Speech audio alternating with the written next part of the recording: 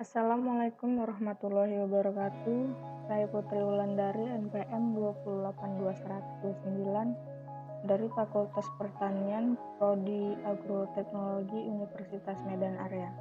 Di sini saya akan mempresentasikan laporan praktikum dasar mikrobiologi. Adapun bahan yang ingin saya sampaikan yaitu pengenalan alat-alat laboratorium.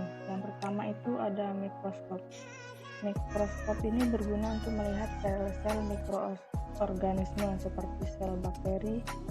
Adapun bagian-bagian dari mikroskop ini sendiri, yang pertama ada lensa okuler, ada lensa objektif, ada pengatur fokus kasar, pengatur fokus halus, meja benda tempat meletakkan spesimen, ada sumber cahaya, dan ada kondensor. Adapun yang kedua yaitu gelas ukur. Gelas ukur berfungsi sebagai alat untuk mengukur volume larutan, mulai dari volume 10 hingga 2 liter. Gelas ukur berbentuk pipa, umumnya terbuat dari bahan plastik polipropilen yang dilengkapi dengan bagian bawah yang lebar sebagai kaki untuk menjaga kestabilan gelas ukur. Yang ketiga, ada tabung reaksi.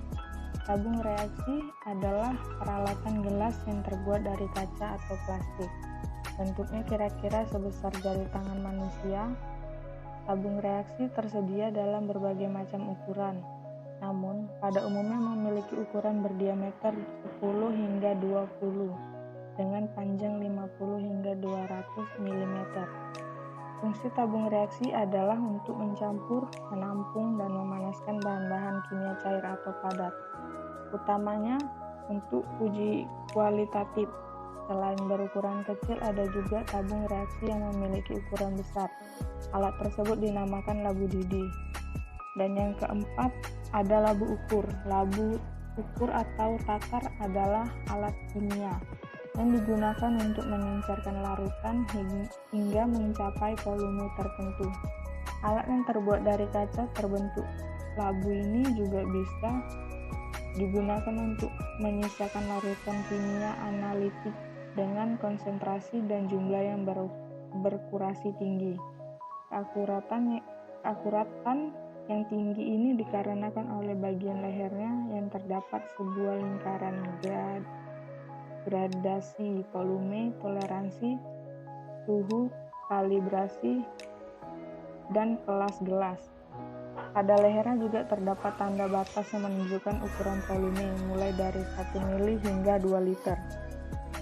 Labu ukur ini berwarna transparan sehingga sangat memudahkan pemantauan, namun ada juga yang berwarna gelap serta dilengkapi dengan penutup yang tahan terhadap bahan reaksi kimia seperti bahan polietilen.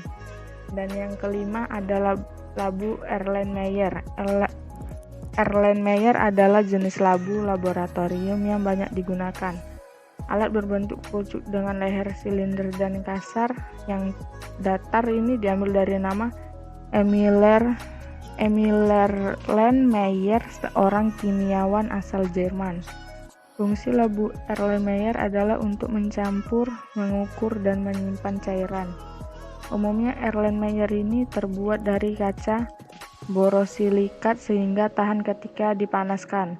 Ukuran labu Erlenmeyer bervariasi mulai dari 50 hingga 50 mili mulai dari 50 hingga 500 mili. Yang keenam ada cawan Petri dish.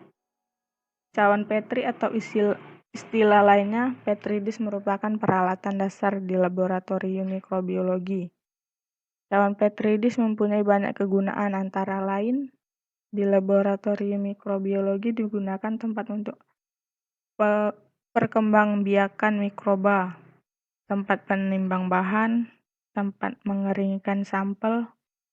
Bahan membuat cawan Petri dish juga ada bermacam-macam. Ada yang menggunakan Petri dish sekali pakai, ada juga yang menggunakan cawan Petri dari bahan yang dapat dipakai berkali-kali. Semua tergantung dari tujuan masing-masing.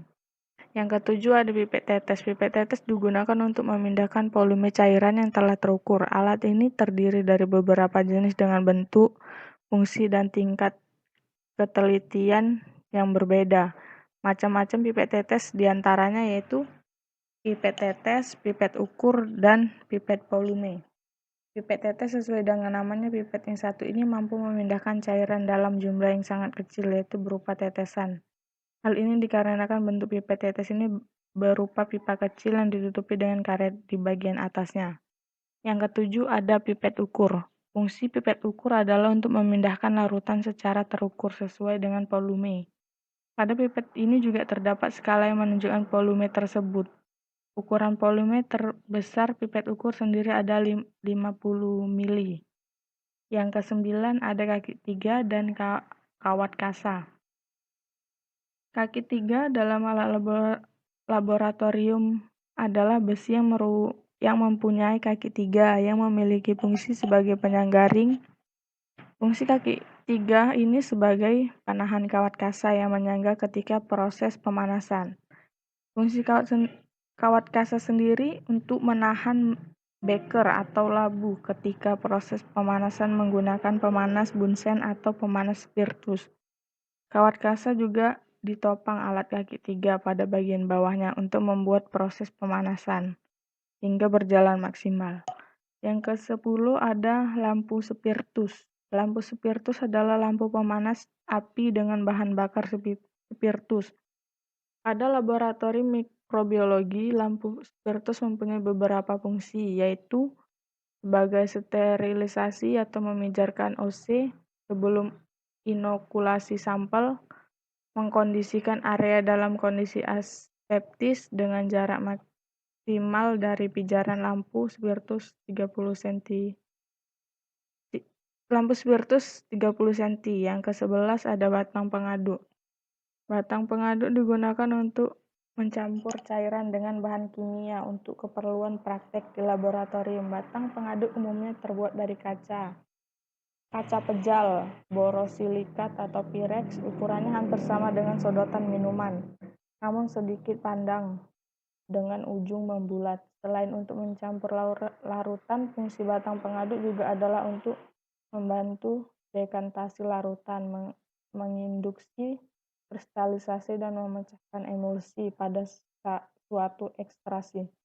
Yang ke-12 atau yang terakhir itu ada inkubator. Inkubator adalah alat yang digunakan untuk menginkubasi atau mengerami suatu biakan. Inkubator menyediakan kondisi temperatur yang optimum untuk mikroorganisme bisa melakukan pertumbuhan. Inkubator memiliki alat pengatur suhu sehingga temperatur dapat diatur sesuai biakan yang akan diinkubasi. Inkubator memanfaatkan panas kering seperti oven. Ada beberapa jenis inkubator. Kelembapan disediakan dengan memberikan air dalam inkubator selama periode pertumbuhan mikroba. Lingkungan yang basah bisa memperlambat dehidrasi pada medium sehingga menghindari kondisi lingkungan yang panas. Mungkin itu saja yang bisa dapat saya sampaikan. Lebih dan kurangnya saya mohon maaf. Assalamualaikum warahmatullahi wabarakatuh.